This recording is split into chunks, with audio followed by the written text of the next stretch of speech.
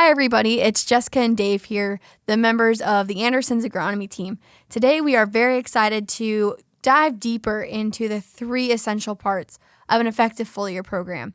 So last podcast, we kind of glazed over them and introduced the topics, but today we will get deep into the weeds and tell you about plant health in the early season foliars. There's really nothing better than a glazed donut, but getting into the meat of things is always better. I'd rather have meat and potatoes than a glazed donut. So looking at plant health, Dave, what are some of the early season stresses?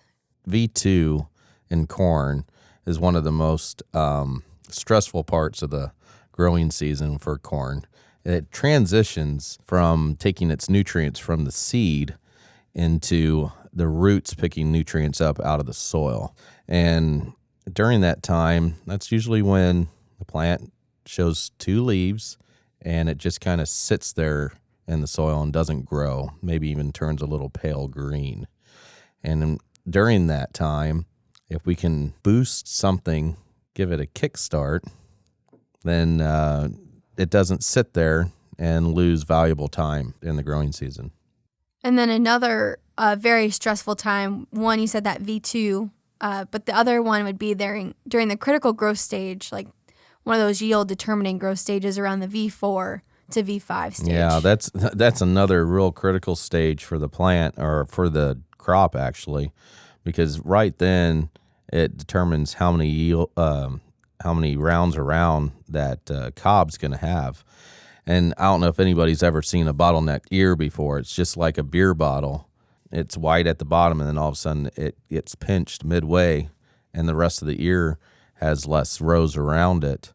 That's due to some sort of stress during that V4, V5 stage. So during these times, that V2 all the way through V5, that early season, our goal is going to be promote overall plant health. We want to minimize the stress on that plant. So 1, it can grow through that V2 stage and be strong. And 2, grow through that V4, V5, maximize the kernels around. And that way we're maximizing yield. So set that plant up for success early on in the growing season to help it carry through to the end. And one of the ways we're going to do that is we recommend applying the product Phosfix, which is a 749. And Phosfix, we'll talk a lot more about it, but to start, it is a very dynamic and a very complex product. Yeah, it's not your typical phosphorus. It's phosphide. And that brings to the table another dynamic. It's not a replacement for phosphorus. You still need to build your soil up. You still need a starter with phosphorus in it. The phosphide in this product, it's an anion, so it's negatively charged, and it actually can protect that plant. And that phosphite, too, it helps maximize efficiency of all the nutrients applied. So it maximizes that delivery as well as the addition of a fulvic acid. So we have a twofold approach of helping get those nutrients into the plant, anything that's being applied with it. So both the phosphide and the fulvic acid, it almost tricks the plant into taking up more nutrients than the plant would actually take up at that time. And then once it's in the plant, it stores it, utilizes those nutrients, and it doesn't affect or promotes a healthier plant during that time. And also to help promote a healthy plant, the Phosfix has some plant growth regulators, gibberellins, cytokinins, and auxins. So these three parts of this product, it's going to promote cell elongation, which helps with apical dominance. And apical dominance is helping that plant grow tall. In simple terms, it really helps with height. Just boost that plant up and out. And then that cytokinins, they do the cell division. So obviously more cells equal a larger plant. And that's what we want going into the season is a large plant. And those auxins, they are responsible for cell differentiation, which in simple terms, it helps make each cell specialized, giving each cell a job within the plant. So those three hormones that Jess just mentioned, the gibberellin, the cytokines, and the auxins, that's kind of like building a huge factory, a bigger factory. Yeah. And in that factory, we have different machines doing different jobs. And we need a big factory when we get into a later season crop. So right now, we're just building that factory even bigger with specialized equipment. Right. That's a really good analogy to help really understand the concepts of these hormones.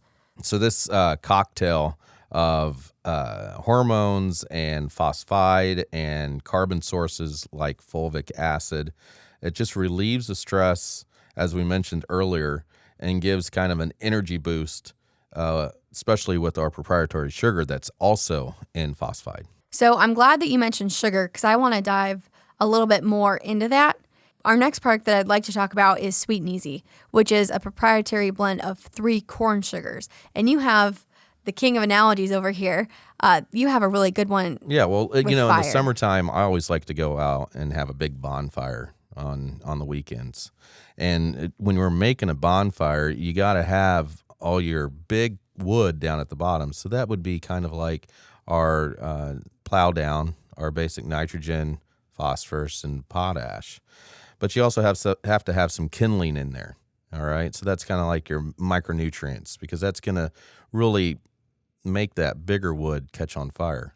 But to even get that little kindling wood started, I always have to have paper. And that's a quick fire that's not going to last a whole long time, but it actually gets things moving, gets the fire going. And that's why I always like to say what sugar does. It's a quick energy boost that really gets the plant going, and it just makes all the micronutrients work better. It makes the primary nutrients work better. And I like to use that analogy a lot. It's a really good one to help you really understand why sugar benefits the plant in terms of energy. So the Sweet and Eezy, like we said, it's a blend of 3 proprietary sugars. It's a corn sugar. And another benefit you're going to grab from this is it helps improve the natural bacteria within the plant ecosystem. And again, it's not a product that you can just, it's a standalone product. Right. It loves making everything else work better, and it mixes very well with everything. And again, looking at overall plant health, molybdenum and boron, those are 2 key nutrients that we also want to supplement during this time. And we have a great product to help introduce them into the plant, and that's called Eezy Moly-B, which is a 500 with 8 boron and 1% molybdenum. This is a brand new product. Yeah. I think we introduced this product last year. And the main reason why we wanted to introduce this type of product right now into a early season tissue application product is because the boron especially does not move in the plant at all. And so if we can put boron in, as we always talk, we want to put boron in kind of every pass.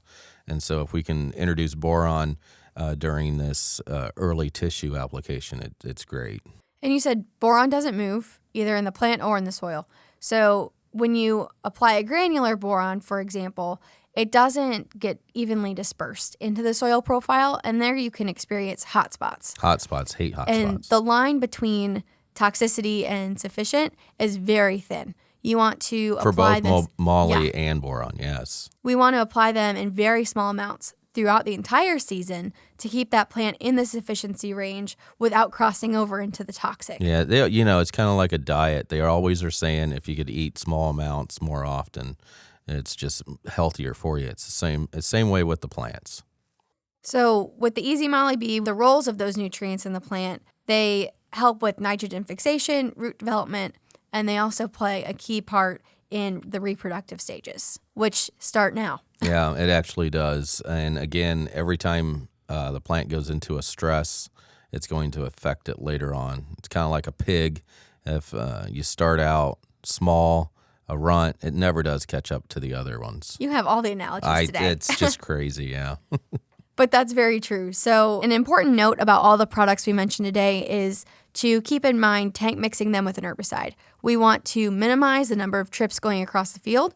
We don't want a nutritional trip and then an herbicide trip. So we want to piggyback as much as we can. And this is usually the time that you're coming in with a post-application herbicide. So right. It's a great time to piggyback.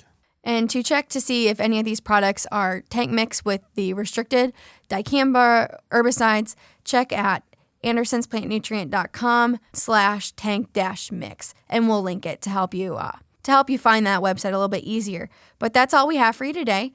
Thank you for listening. And if you have any questions, feel free to reach out through andersonsplantnutrient.com or find us on Facebook at Anderson's Plant Nutrient Agriculture. Thank you.